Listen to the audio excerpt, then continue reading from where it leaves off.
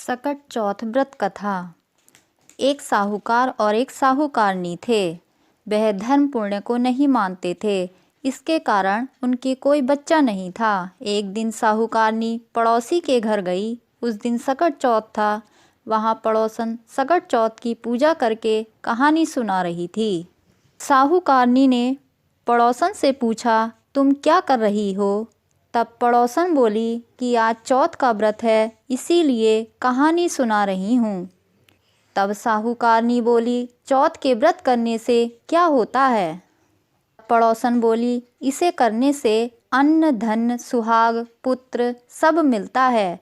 तब साहूकारनी ने कहा, यदि मेरा गर्भ रह जाए तो मैं 1.25 सेर तिलकुट करूँगी और चौथ का व्रत करूँगी।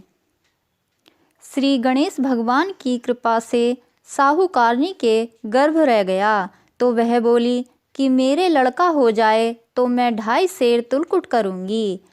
कुछ दिन बाद उसके लड़का हो गया तो वह बोली कि हे चौथ भगवान, मेरे बेटे का विवाह हो जाएगा तो 5.25 सेर का तिलकुट करूँगी। कुछ वर्षों बाद उसके बेटे का विवाह तय हो गया और उसका बेटा विवाह करने चला गया। लेकिन उस साहूकारनी ने तिलकुट नहीं किया। इस कारण से चौथ देव क्रोधित हो गए और उन्होंने फेरों से उसके बेटे को उठाकर पीपल के पेड़ पर बिठा दिया। सभी वर को खोजने लगे पर वो नहीं मिला। हताश होकर सारे लोग अपने अपने घर को लौट गए। इधर जिस लड़की से साहूकारनी के लड़के का विवाह होने वाला था, वह अपनी सहेलियों के साथ गणगौर पूजने के लिए जंगल में दूब लेने गई। तभी रास्ते में पीपल के पेड़ से आवाज़ आई, ओ मेरी अर्धब्याही। यह बात सुनकर जब लड़की घर आई, उसके बाद वह धीरे धीरे सूखकर कांटा होने लगी। एक दिन लड़की की माँ ने कहा, मैं तुम्हें अच्छा खिलाती हूँ, अच्छा पहनाती हूँ, फिर भी तू सूखती जा रही है, ऐसा क्या है?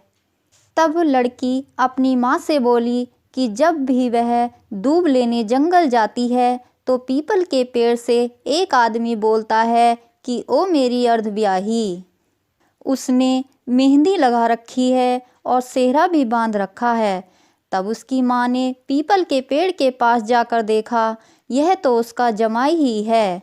तब उसकी माँ ने जमाई से कहा, यहाँ क्यों बैठे हैं? मेरी बेटी तो अर्धब्याही कर दी और अब क्या लोगे?